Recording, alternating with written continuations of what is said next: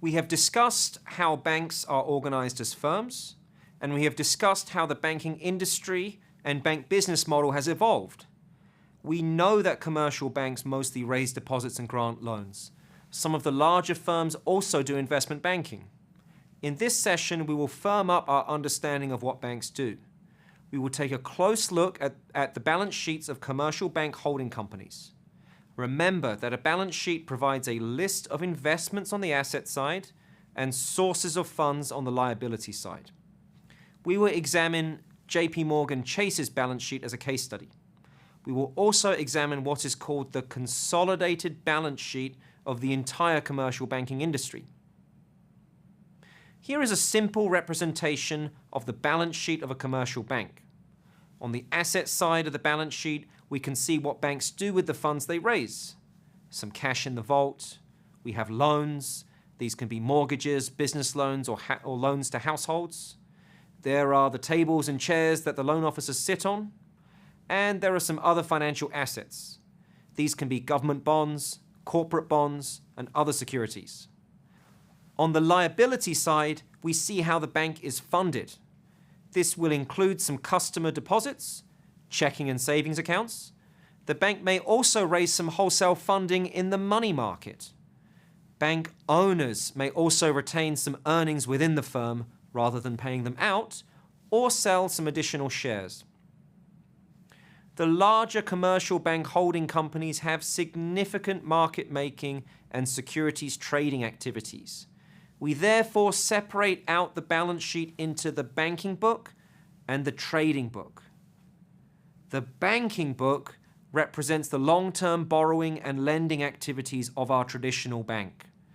These activities produce some interest income and fees from lending. The trading book contains investments in securities, commodities, and currencies that can be quickly bought and sold in financial markets. Long positions are recorded at market value on the asset side. Short positions, which involve borrowing, are recorded as liabilities. The trading portfolio produces trading gains and losses that are booked as non-interest income and expenses. We shall see where these profits show up in the income statement in another session. Let's take a look at JP Morgan Chase's balance sheet. Please keep in mind that this is one of the largest and most complex banks on the planet. I'm going to focus on the most important items, and even then, this is going to be a bit messy. Okay, here we go. This is the consolidated balance sheet across the retail and wholesale business segments, 2020 data, and all the numbers you see are in millions of dollars. We see assets. Total assets are about $3.4 trillion. Yes, that's trillion with a T. We see liabilities. One way or another, this is borrowed money. Liabilities add up to about $3.1 trillion. Total funding, that's debt plus equity, has to equal assets. So stockholders' equity must be equal to the difference between assets and liabilities, so about $300 billion. Let's take a closer look at the asset side. Which investments are most important for JP Morgan? First, we can see cash held at the bank plus cash parked in deposit accounts at other banks. These deposit accounts at other banks help facilitate payments between banks, and they might also earn some interest. These two items are usually added up and called cash.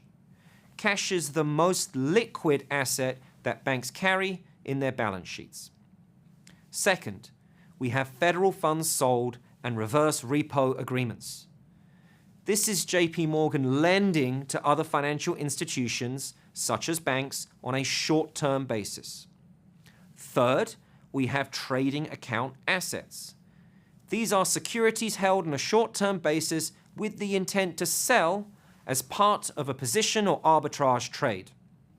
Investment securities, on the other hand, are long-term investments in debt securities that are not part of the bank's trading portfolio. Finally, we have loans. This is the largest item in the balance sheet, about $1 trillion altogether. We can take a closer look at the loans in the retail arm of JP Morgan's business. of the roughly $1 trillion of loans, about half are assets in the retail arm. The other $500 billion of loans must be coming from the wholesale arm. So that's large loans to corporations and governments.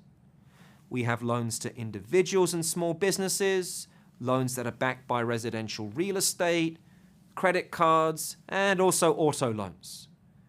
You might have spotted this, but it looks like JP Morgan, through its quite extensive branch network, raises about $1 trillion of deposits. This is more than the retail banking business is lending out. So JP Morgan, and other banks do the same thing, use relatively cheap and sticky deposit funding to support the other investments that it makes. Now let's repeat this exercise for the entire banking industry as a whole. Here is what's called the consolidated balance sheet of all US commercial banks. This is for the year 2018. It covers roughly 5,000 commercial banks that existed in the US at that time. The government collects these statistics as they monitor the safety and soundness of the banking system. Loans are about $9 trillion, or roughly 55% of the $16.5 trillion of total assets. Commercial and residential real estate loans, business loans, and then loans to individuals. These are the three largest categories of loans, in that order of importance. Investment securities are the second most important category, with about 25% of assets. US government securities, such as Treasury bonds and agency mortgage-backed securities, are the largest subcomponents. These assets can be easily sold and are a good backup for a bank's cash reserves. Cash itself is roughly 10% of assets. This chart shows the main investments of banks: securities, real estate, consumer credit, business loans, and cash. Cash holdings among banks are actually near historic highs. If we look back at the past 40 years or so, banks usually prefer to hold as little cash as possible. Every dollar that sits idle in the vault could be invested. However, there was a financial crash in 2008, at which time many banks ran out of cash. And in the years since 2008, interest rates have been historically low. This has lowered the opportunity cost of holding cash.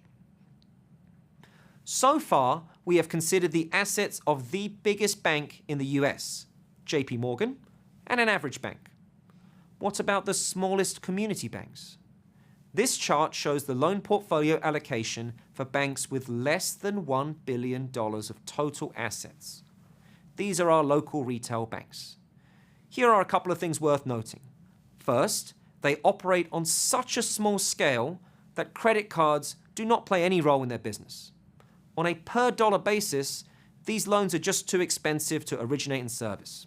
Instead, bigger banks and specialized finance companies deal with large pools of credit cards. Second, business lending plays a smaller role than you might have thought.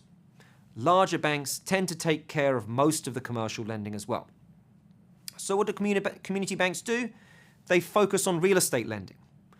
This includes residential and commercial real estate, as well as construction and development loans. They know their local markets very well, and this seems to be their comparative advantage.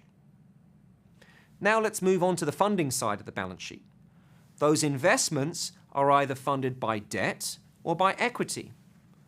Commercial banks get funds from depositors and they can borrow in money markets. This is debt. Banks can also use equity provided by their owners. Here is JP Morgan Chase. Deposits are by far the largest source of funding for this bank. This includes checking accounts, which are also called transaction accounts. The deposits bucket also includes non-transaction accounts. These are mostly certificates of deposit, which look a lot like short-term bonds. The second most important source of funds is borrowed money. At one extreme, this includes short-term secured debt.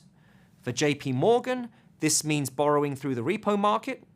And at the other extreme, we have long-term unsecured debt.